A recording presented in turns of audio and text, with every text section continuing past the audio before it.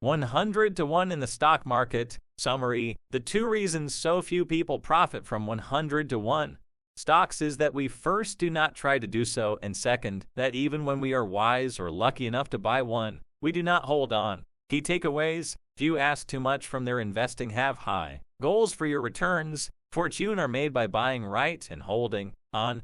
4 criteria for fast-growing companies: small, sheer size militates against great growth. Relatively unknown, unique product that would do an essential job better, cheaper, and or faster than before, or provide a new service with prospects of great and long continued sales increases. It must have a strong, progressive, research-minded management. Take 13 Farad's direct investing list and make that universe take the most appealing, and do deep dives to truly understand, except to learn from experience. One should never waste time looking back. Stay with your investments as long as the companies are increasing their earnings. Who is talking often more important than what is being said. Never forget that people whose self-interest is diametrically opposed to your own aim to persuade you to act every day. Try to identify people whose interests correspond with yours. Never, if you can help it, take an investment action for a non-investment. Stock too high, need the realized gains for tax purposes. Stock not moving,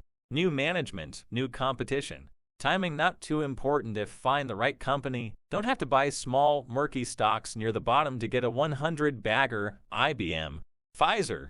Often more profitable to ignore the market and focus on stock selection. Buy a good stock, earnings, good assets that people don't think will earn when nobody likes it. More important to be right than quick. Buy right and hold on does not equal buy and forget. Eternal vigilance. When any rule/formula substitutes thought, discard it. Must consider future size/revenues of potential 100 bagger, 20% compounded over 50 years. A company must be 9,100 times as big at the end of the period as at the beginning. Must evaluate the competitive status of the company, not as it is today, but as it will be 6 to 8 years from now when it is 3 or 4 times bigger. For new investments, must ask, what are my chances of making 100 for 1 from here?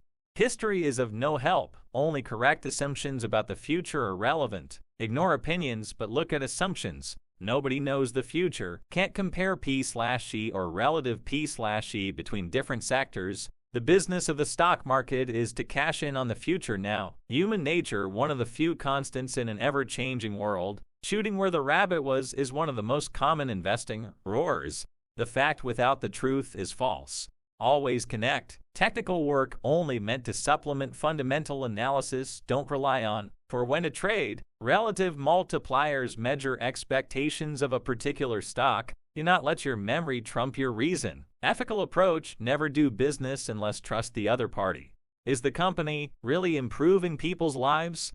Like attracts like. Easy to dress up a pig. Know-how is a competition reducer. The longer it takes to learn how to do what your company is doing, the fewer competitors will be around to do it for less. Diligence and integrity also vital. Beware egonomics in an aging business. Getting comfortable/complacent. Buying power of $1 is a measure of value, not a determinant. Where to look for 100 baggers? Inventions which enable us to do things we have always wanted to do but could never do before. Cars, airplane, TV, computer. New methods of new equipment for doing things we long have had to do but doing them easier, faster, or at less cost than before. Computers, machinery, processes or equipment to improve or maintain the quality of a service, while reducing or eliminating the labor required to provide it. Disposable syringes, frozen food, copiers by Xerox. New and cheaper sources of energy such as oil replacing coal. New methods of doing essential old jobs with less or no ecological damage. Improved methods or equipment for recycling the materials, including water required by civilized man instead of making mountains of waste and oceans of sewage. New methods or equipment for delivering the morning newspapers. New methods or equipment for transporting people and goods on land without wheels. 4 categories with most 100 baggers. Advanced primarily due to recovery from extremely depressed prices. Advanced primarily due to change in supply-demand ratio for a basic commodity. Advanced primarily due to great leverage in capital structure in long periods. of expanding business and inflation, advanced primarily due to the arithmetical result of reinvesting earnings at substantially higher than average rates of return on invested capital. In order to get a 100 bagger in 40 years means a CAGR of 12.2%. By the time the need/opportunity is clear, it is already reflected in the price. None sold at a high P/E when right time to buy got earnings and multiplier gains working for them, sometimes worth selling to get into a better stock, but after taxes, etc. It has to be much, much better. 5 reasons why going for 100 bagger not as risky as aiming for lower returns.